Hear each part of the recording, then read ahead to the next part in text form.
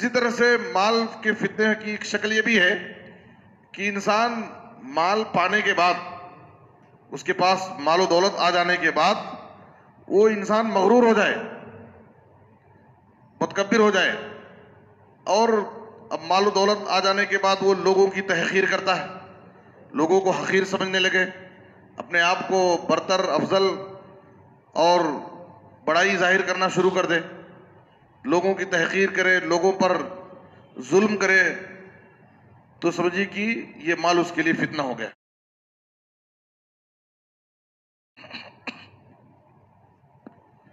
السلام علیکم ورحمۃ اللہ وبرکاتہ۔ بسم اللہ الرحمن الرحیم۔ عن کعب بن عیاض رضی اللہ تعالی عنہ قال سمعت النبی صلی اللہ علیہ وسلم یقول ان لکل امت فتنہ فتنۃ امتی المال، رواہ الترمذی۔ محترم حضرات،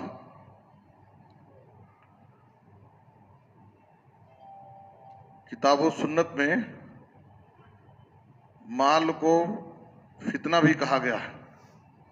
مال کے دو پہلو ہیں، جہاں المال والبنون زینت الحیات الدنیا، دنیاوی زندگی کی زینت، رونق اور ضرورت ہے، تو وہیں انما اموالکم و اولادکم فتنہ،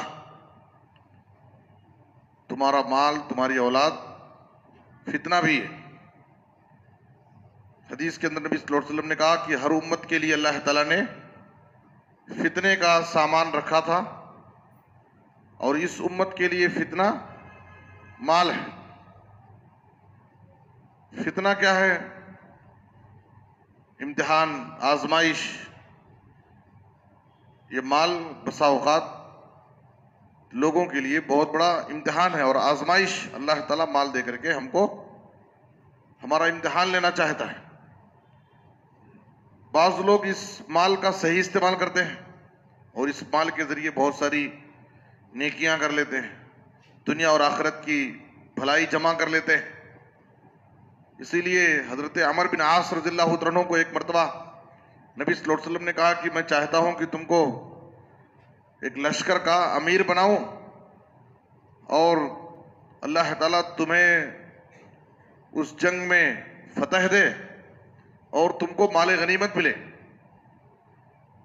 اور تم اس سے فائدہ اٹھاؤ، اس لیے کہ میں محسوس کر رہا ہوں کہ تمہیں مال کی بڑی ضرورت ہے۔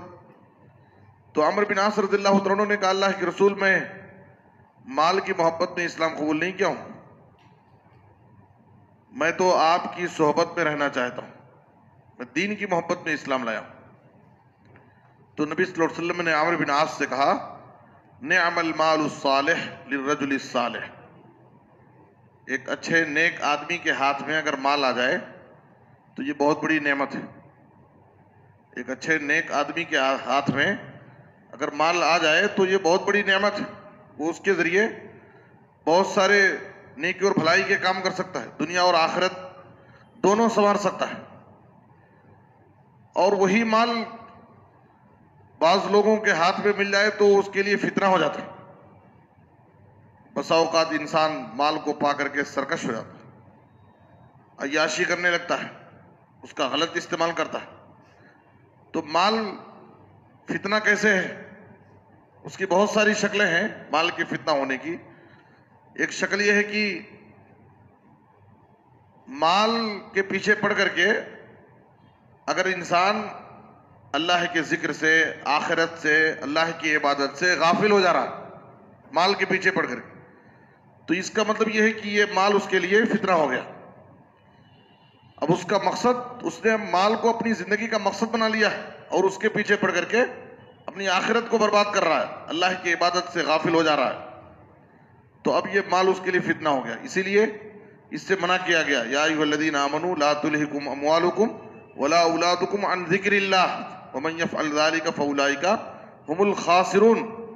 اور اللہ تعالیٰ ان بندوں کی تعریف کرتا ہے جو مال کے پیچھے پڑ کر کے اللہ کے ذکر سے، اللہ کی عبادت سے، نماز روزے سے غافل نہیں ہوتے ہیں، رجال لا تلہیہم تجارت ولا بیع عن ذکر اللہ واقام الصلاۃ.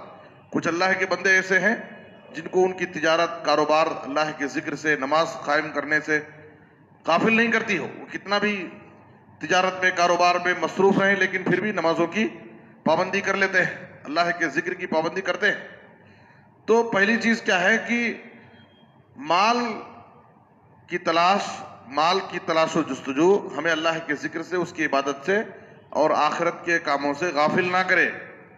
مال کے پیچھے پڑ کر کے ہم اللہ کی عبادت سے، آخرت سے غافل نہ ہوں. اگر غافل ہو رہے ہیں تو اس کا مطلب ہے کہ یہ مال ہمارے لیے فتنہ ہو جا رہا. دوسری بات یہ ہے، مال کے فتنہ ہونے کی شکل یہ بھی ہے کہ انسان مال کے حصول میں حلال و حرام کی تمیز نہ کرے. اگر ایک انسان مال کے حصول میں حلال و حرام کی تمیز نہیں کر رہا ہے، جو بھی آ رہا ہے، جہاں سے بھی آ رہا ہے، بس سمیٹ رہا ہے، تو اس کا مطلب یہ ہے کہ یہ مال اس کے لیے فتنہ ہو گیا. وہ حلال و حرام کی تمیز نہیں کر رہا ہے تو اب مال اس کے لیے فتنہ ہو گیا. بس اس کا ایک ٹارگیٹ ہے، مجھے اتنی پراپرٹی بنانا ہے، مجھے یہ کمانا ہے، مجھے یہ بنانا ہے. اب وہ اس ٹارگیٹ کو پورا کرنے کے لیے بس مال کے پیچھے پڑا ہے، حلال و حرام کی تمیز کھو بیٹھا. اور نبی صلی اللہ علیہ وسلم نے کہا، یاتی علی الناس زمان لا یبالی المرء ما اخذ منہ امن الحلال ام من الحرام. لوگوں پر ایک زمانہ ایسا بھی آئے گا کہ لوگ اس بات کی مطلق پرواہ نہیں کریں گے کہ مال کہاں سے کما رہے ہیں، حلال طریقے سے یا حرام طریقے سے. تو اگر انسان مال کے حصول میں حلال و حرام کی تمیز کھو دیتا ہے، جھوٹ بول کر کما رہا ہے، دھوکے دے کر کے کما رہا ہے، حرام طریقے سے کما رہا ہے، تو سمجھیے کہ یہ مال اس کے لیے فتنہ ہو گیا. اسی طرح سے مال کے فتنے کی ایک شکل یہ بھی ہے کہ انسان مال پانے کے بعد، اس کے پاس مال و دولت آ جانے کے بعد، وہ انسان مغرور ہو جائے، متکبر ہو جائے، اور اب مال و دولت آ جانے کے بعد وہ لوگوں کی تحقیر کرتا ہے، لوگوں کو حقیر سمجھنے لگے، اپنے آپ کو برتر، افضل اور بڑائی ظاہر کرنا شروع کر دے، لوگوں کی تحقیر کرے، لوگوں پر ظلم کرے. تو سمجھیے کہ یہ مال اس کے لیے فتنہ ہو گیا. یہ مال کا غلط استعمال کر رہا ہے، یہ اپنے مال کا غلط استعمال کر رہا ہے، اپنے آپ کو متکبر بنا رہا ہے، مغرور ہو گیا ہے اور اللہ کے بندوں پر ظلم کر رہا ہے. تو یہ مال کا فتنہ ہے، وہ مال کے فتنے میں مبتلا ہو گیا. انسان کے پاس کتنے بھی کمالات ہوں، کتنی بھی خوبیاں ہوں، مال ہے، وہدہ ہے، سب بھی ہے، لیکن پھر بھی اس کے اندر کوئی فخر نہیں، تکبر نہیں، اپنی زبان سے، اپنے ہاتھ سے کسی پر ظلم نہیں کرتا ہے، کسی کو تکلیف نہیں دیتا ہے، بلکہ تواضع اور خاکساری اختیار کرتا ہے، ہر ایک کے ساتھ مل جل کر کے رہتا ہے. تو یہ انسان کے اچھے اخلاق کی دلیل ہے. اور اگر انسان کمالات اور خوبیاں ہونے کے بعد بھی، مال و دولت ہے، وہدہ اور منصب ہے، پھر بھی انسان تواضع اور خاکساری اختیار کرتا ہے، جھک جاتا ہے، کوئی بڑائی ظاہر نہیں کرتا ہے، تو اللہ تعالیٰ کا یہ وعدہ ہے کہ اللہ تعالیٰ اس کو اور عزت دے گا اور اس کے مقام کو بلند کرے گا، دنیا میں بھی اور آخرت میں بھی. وما تواضع احد للہ الا رفعہ اللہ. تو اس لیے ہمیں چاہیے کہ ہم مال حلال طریقے سے کمائیں، اور یہ مال ہمارے لیے فتنہ نہ بن سکے، یہ مال ہمیں فتنے میں نہ ڈالے. ہمیں اس بات کی کوشش کرنی چاہیے کہ مال کے فتنہ ہونے کی جتنی بھی شکلیں ہیں، ہم ان سے اپنے آپ کو بچائیں اور حلال طریقے سے مال کمائیں اور مال کو فتنہ نہ ہونے دیں. اللہ ہم سب کو نیک توفیق دے. آمین. وصلی اللہ علی نبینا محمد وآلہ وصحبہ اجمعین.